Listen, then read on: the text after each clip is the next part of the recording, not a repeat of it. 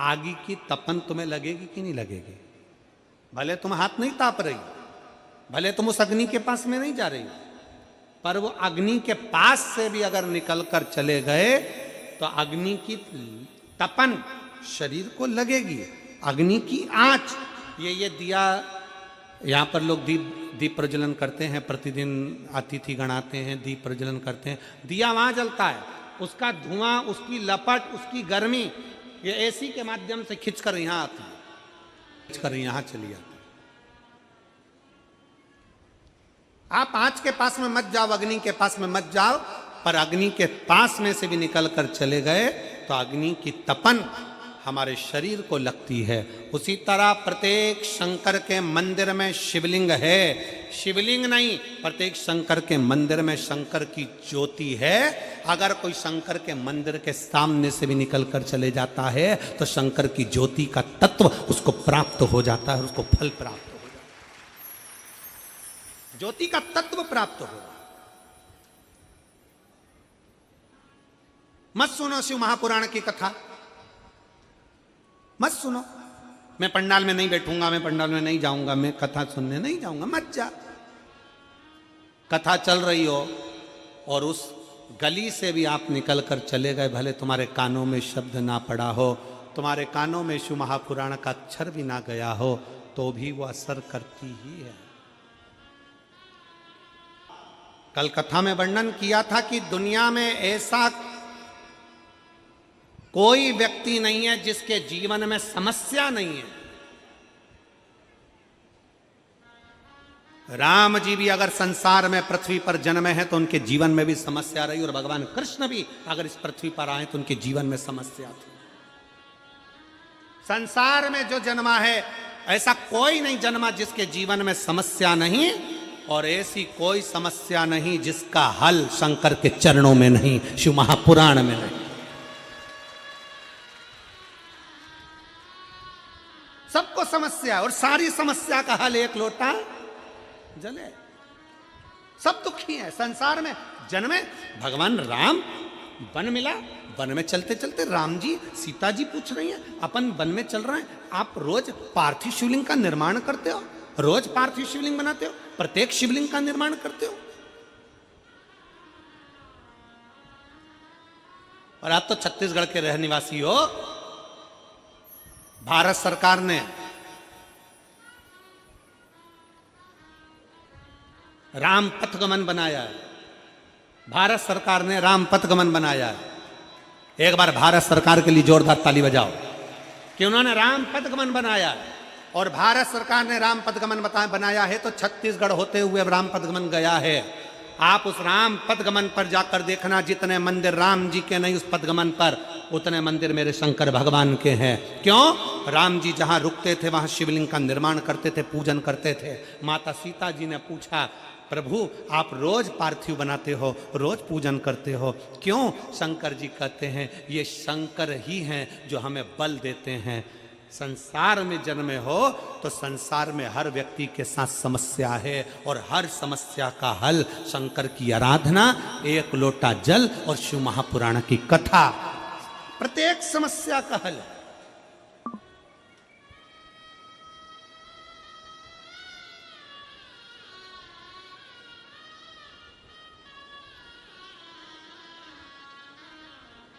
और जो तुमसे कह देना कि शंकर के मंदिर मत जाओ, शंकर जी पे एक लोटा जल मत चढ़ाओ, शंकर की बेलपत्र मत खाओ, शंकर का जल मत पियो, शंकर जी के मंदिर मत जाइए, शंकर की भक्ति मत करिए, अगर तुम्हारे यहां कोई ज्ञान देने आए तो उसका हाथ पकड़कर अपने गांव से बाहर निकाल दो।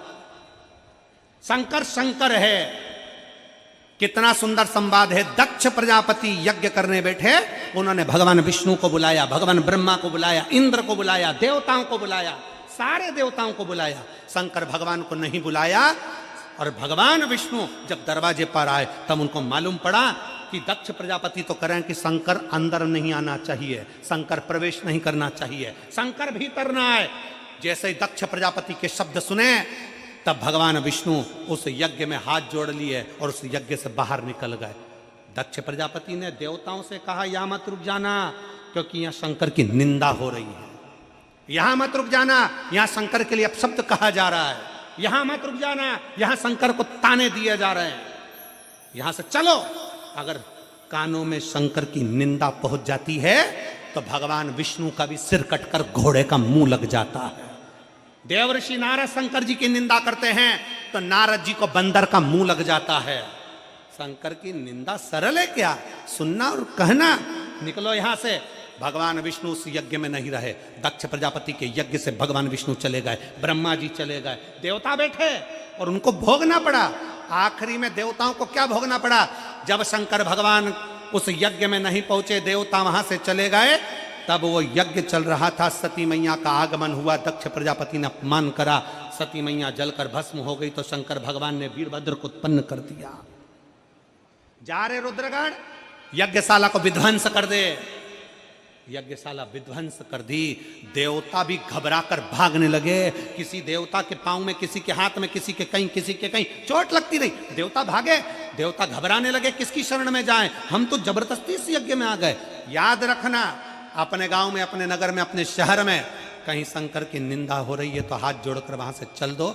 अपने को निंदा श्रवण नहीं करना, क्योंकि हम शंकर की तारीफ नहीं कर सकते तो निंदा क्यों करें? क्यों, किस लिए? बहुत मिलेंगे, 24 घंटे मिलेंगे। शंकर का जल मत पीना, शंकर के बेलपत्र मत खाना, शंकर का ये मत करना, शंकर की पूजन मत करना, शंकर को अपने घर में मत करना। एक महाराज आए थे बहुत पहले, उन्होंने सारे शंकर जी के शिवलिंग को अपने अपने घरों से निकलवा दिया, पीपल के पेड़ के नीचे धरवा दिया, नदी में विसर्जन करवा दिया। शंकर जी ने उन्हें कहीं धरवा दिया।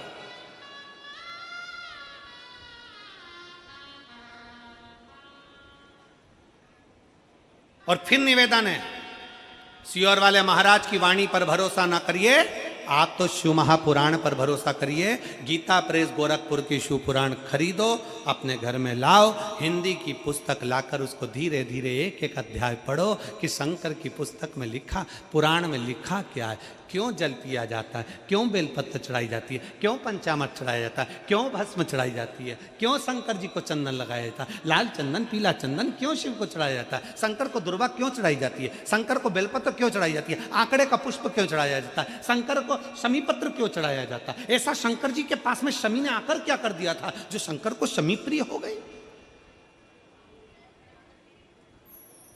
शंकर की आराधना शनि महाराज क्यों करते हैं? शंकर की आराधना बृहस्पति क्यों करते हैं? शंकर की आराधना राहु केतु चंद्र सूर्य सब क्यों करते हैं? पूछो, पढ़ो, अध्ययन करो शिव महापुराण का।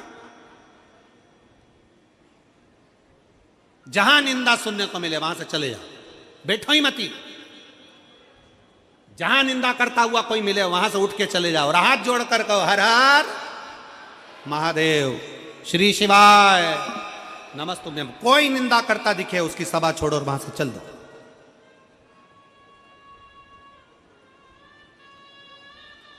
चले जाओ। हम तो पत्र भी नहीं पढ़ पाते जीजियों, पत्र इतने रहते हैं कि पूरा ये नीचे का जो भाग है इतना भरा हुआ है कि कल इन पत्रों को बाहर निकलना पड़ा क्योंकि हमारे बैठने की जगह ही खत्म हो गई थी। इन पत्रों को पूरा नहीं पढ़ पाते। अगर इन पत्रों को निकाला जाए और केवल संतान संतान संतान 16 साल 20 साल 15 साल 25 साल 4 साल 8 साल 10 साल केवल संतान ही संतान निकाली जाए, कल ऐसा करेंगे सारे पत्र निकाल के दे देंगे, सारे संतान वाले पत्र निकाल के देना, हम उसकी लिस्ट पढ़ देंगे और सारे संतान वालों को एक साथ बुला लेंगे। इतने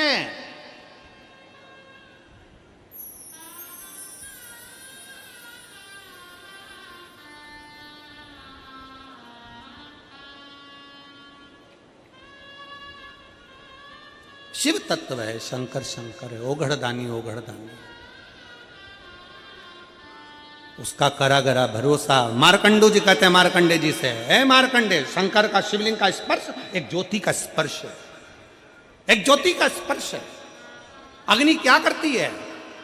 अग्नि का काम है भस्म कर देना, अग्नि का काम है भस्म कर देना। शंकर जी के शिवलिंग के पास जब हम जाते हैं, जल चढ़ाते हैं, हमारा पाप, हमारा बेकार कर्म, हमारा झूठ, हमारा प्रपंच, हमारा छल, हमारी बेईमानी, हमारा कपट सब जलकर भस्म हो जाता है जब हम शिव के करीब में होते हैं, शंकर के नजदीक में।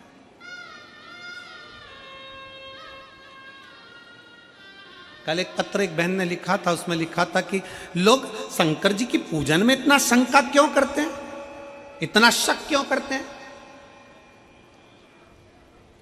अच्छा, आपसे पूछते हैं, सही जवाब देना रही मेरी छत्तीसगढ़ की जीजी, और जितने टीवी पर सुन रहे हैं वो भी सही से जवाब देना। लोहा खरीदने जाते हो, अरे जम के तो बोलो।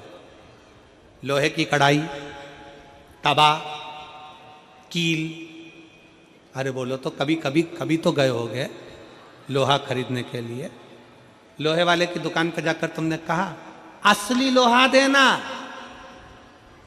बोला कभी? जम लोटा भर के जल चढ़ाने से ऐसा हो सकता है? शक मतलब कीमती हो। वो एक लोटा जल इतना कीमती हो गया कि दुनिया के टेंशन और डिप्रेशन में पड़ गए कई लोग कि आखिर इसमें है क्या, क्या है ऐसा। इस एक लोटा जल में क्या भरा पड़ा। इसलिए आप लोगों से निवेदन, शिव को पहचानो, शंकर को जानो। मार्कंडे जी शिवलिंग को स्पर्श कर लिए, शिवलिंग को पकड़ लिए। मार्कंडे जी शंकर के शिवलिंग का स्पर्श करे, पकड़े ज्योति के नजदीक। शंकर के शिवलिंग पर जाकर एक लोटा जल चढ़ाने वाले के सारे पाप समाप्त हो जाते हैं, सारे रोग समाप्त हो जाते हैं, सारे दुख समाप्त हो जाते हैं। एक पत्र 9वां महीना चल रहा है, कथा सुनने के लिए बाबा का पंडाल। 5 पंडाल में कथा सुनी, 2 बार पशुपति व्रत करा, 3 बार सफेद आंकड़े की जड़ बांधी। कई माताएं कहती हैं हमने 1 बार जड़ बांध कर देख लिया, बाबा सुनता ही नहीं है। 2 बार बांध कर देख लिया, बाबा सुनता ही नहीं है। पीछा पकड़ लो,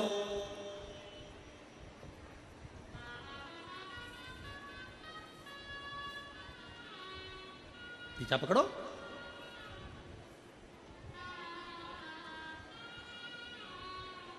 भगवान की थोड़ा पीछा पकड़ना पड़ेगा। एक और बात सुन लो जरा अच्छे से, बहुत अच्छे से बता रहा है। किसी व्यक्ति के पास जाओ और तुम्हारा कोई काम है ना, और उससे एक बार फाइल दे दो। एक बार फाइल देने के बाद कि भैया हमारा ये काम कर देना प्लीज प्लीज प्लीज। फिर 1-2 बार उसको फिर कह दो।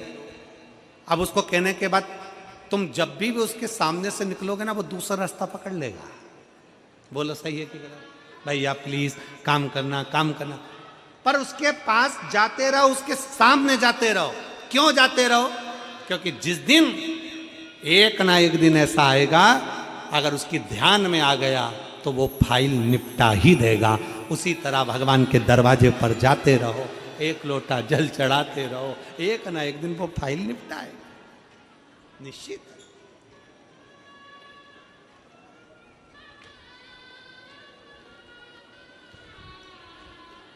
वो देगा जो।